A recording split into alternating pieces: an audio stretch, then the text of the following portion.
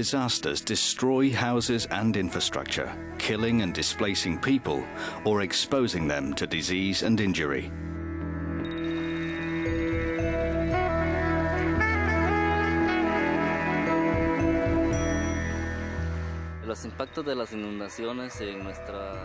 The floods hit our village very badly.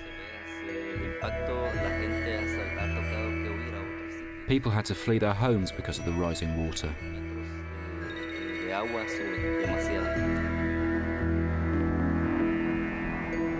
Disasters can destroy agriculture and livelihoods, forcing hunger and hardship onto people and increasing deprivation.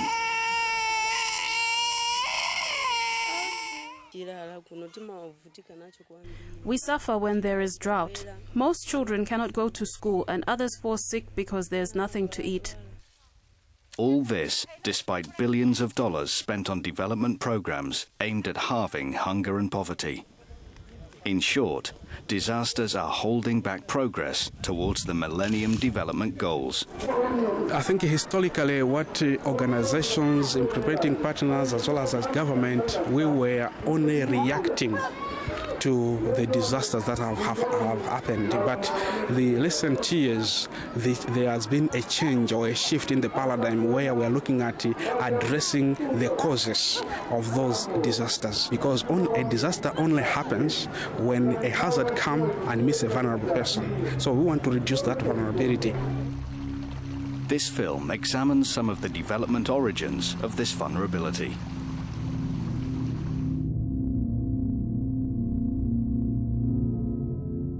In the foothills of the Himalayas in northern India, an entire city, Shimla, is living in unsafe conditions.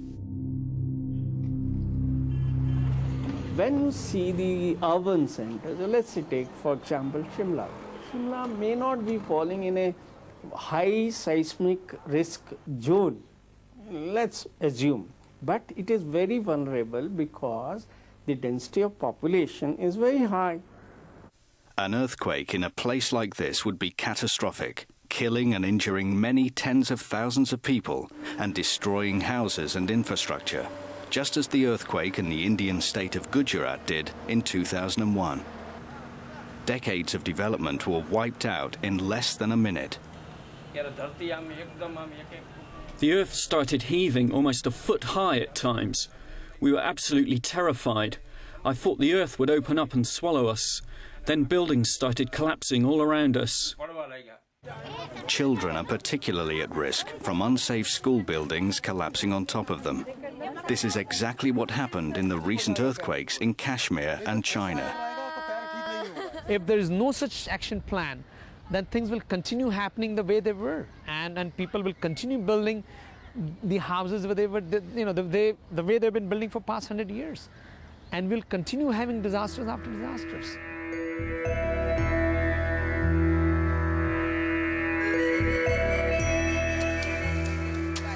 Malawi has experienced several food crises over the past decade, but these were not simply caused by droughts, as is often reported.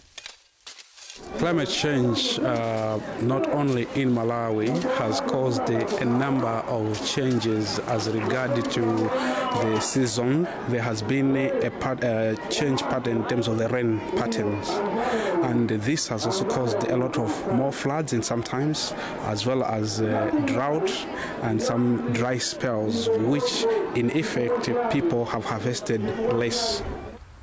Changes in climate may occur alongside other pressures such as deforestation, soil degradation and river silting. These can wear down a family's resources and resilience, so shocks such as late or severe rain can push whole communities to the point of disaster. As hazards impact more frequently and are more severe, if they're meeting increasingly vulnerable communities, communities that don't have fallback plans, they don't have livelihoods that are resilient or can withstand that impact, it means that communities are being sent into a downward spiral. The poor will keep getting poorer, development gains will be lost.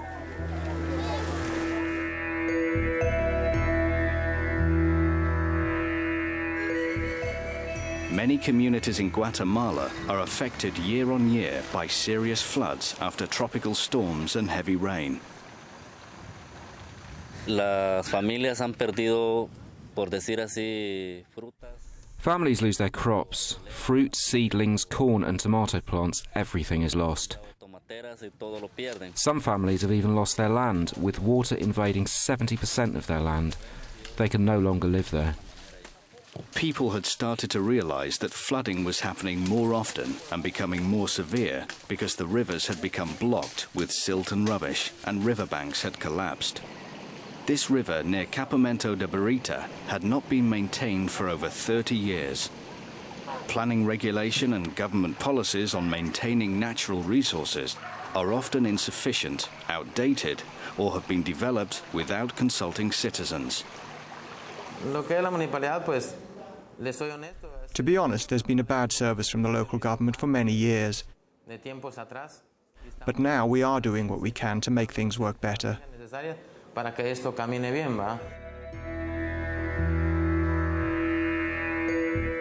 Political, social and environmental issues such as these are at the heart of people's vulnerability to disaster and need to be addressed within development programs.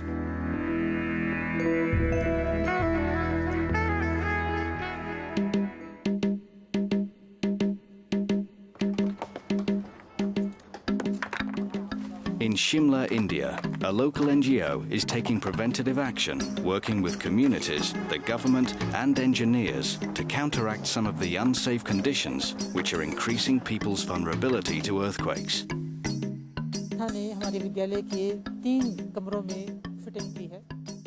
We have fitted out 3 classrooms so that if an earthquake happens, things inside the room will remain secure and lives won't be endangered by things falling down.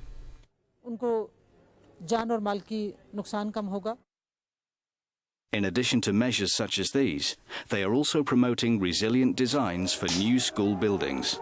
Teachers and school children are learning about disaster risks and what they can do to protect themselves in the event of an earthquake. In Malawi, a local NGO is helping communities adapt to dynamic pressures such as changes in climate, deforestation and river silting, which are increasing their vulnerability to droughts and floods. We are looking at small-scale irrigation so that they'll have enough food. We are also planting trees, afforestation, and in some cases we are desilting rivers in order to reduce the impact of floods. In Guatemala, with help from local NGOs, the community in Campamento de Barita started a campaign in the run-up to the mayoral election to ask the government to help maintain the river, which had been flooding their villages for many years. The way the river overflows is a bit complicated, but thank God it's not risen more than a metre, maybe 70 to 80 centimetres. But it is difficult in Campamento de Barita, where the river invades almost the whole community when it overflows. This is what really worries me. How are we going to solve this problem? With new embankments, or dredging, or with something else? We're trying to get this done by the government. The community's determination eventually paid off, and together with the government, they developed a plan.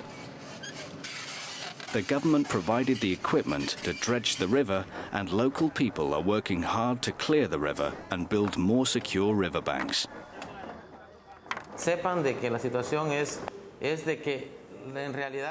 It's important to understand that a united civil society is helpful to a mayor and to their administration because the people's needs arise from there, and we can see them, and from there we can develop a strategy and a budget to solve the problems in the municipality. It's clear that the causes of disasters have as much to do with social and political issues as with hazards such as earthquakes, droughts or floods. As such, they are deeply rooted in development. Development practitioners have a key role to play. Risk-sensitive development makes sense. It is cost-effective, it saves lives, and it protects investments. Disasters are a development concern. Ask yourself what you can do to make a difference.